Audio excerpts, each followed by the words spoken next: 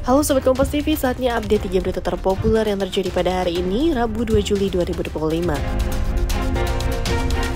Berita pertama datang dari anggota Komisi 10 DPR RI fraksi PDIP Mercy Christy yang menyampaikan kekesalannya di hadapan Menteri Kebudayaan Fadlizon terkait pernyataan yang menyebut tidak ada pemerkosaan massal 1968. Momen tersebut terjadi di dalam rapat kerjasama Kementerian Kebudayaan yang digelar di Kompleks Parlemen. Pada saat sesi tanya-jawab, Mercy menjelaskan bahwa ia memiliki 3 dokumen resmi terkait kasus tersebut, yang salah satunya ialah dokumen dari Tim Gabungan Pencari Fakta. Ia menyampaikan kondisi pada saat itu yang menyebut tidak ada satupun korban yang berani untuk bicara, bahkan mengalami depresi yang luar biasa. Kita maksa sendiri, kenapa begitu berat menerima ini? Ini kalau saya bicara ini kita sakit, Pak. Saya termasuk bagian juga yang ikut mendata itu testimoni. Testimoni sangat menyakitkan. Kita bawa itu testimoni dalam desingan peluru.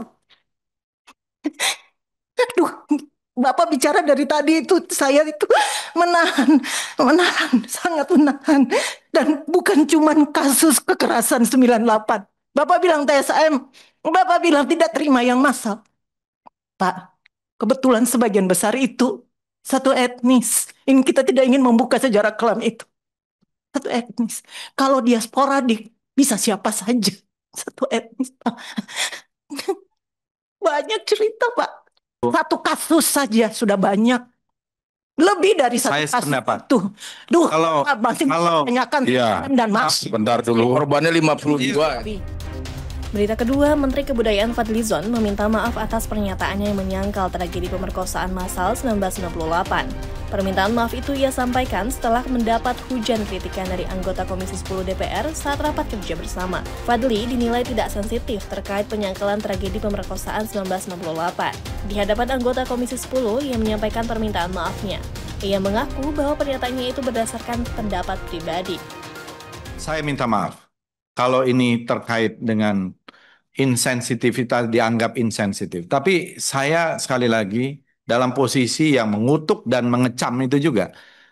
Dan ini tidak ada hubungan dengan kasus-kasus yang lain ya. Karena secara spesifik tadi, kalau ada sedikit perbedaan pendapat terkait dengan diksi itu, yang menurut saya itu pendapat pribadi ya, yang mungkin kita bisa dokumentasikan secara lebih teliti lagi ke depan.